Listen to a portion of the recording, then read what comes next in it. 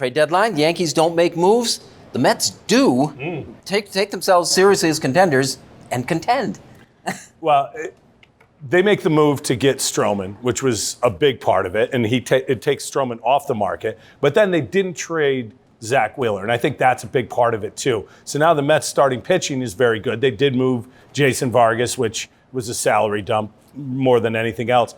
The Yankees right now, as good as they are, and as much as they continue to win because of guys like Ford and Tauchman and Urshela, their pitching is a disaster. Masahiro Tanaka, again, the other night, can't get out of the fifth inning. It's just snowballing. If they don't get Severino and or Betances back, this comes back on Brian Cashman, and it is a bad look for him. I like DJ LeMahieu. He's played extremely well. He's the biggest pickup for Cashman, and he deserves credit for that. The biggest problem is, as you said before, is pitching. They're going to have to punch their way out of every game.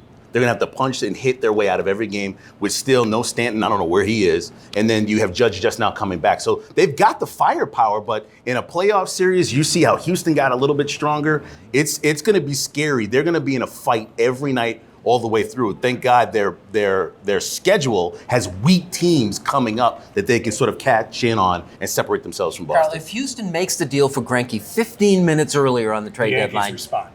That was part of the brilliance of that deal. Right at 4 o'clock, nobody can respond to it. Now you've got Verlander, Cole, and Greinke. you think they'd have done something? They would have overpaid. Absolutely. I absolutely think they would have reacted to that. And think this, what would George have done? Had this trade deadline come and gone, if the old man was still alive, it would not have gone down the same way.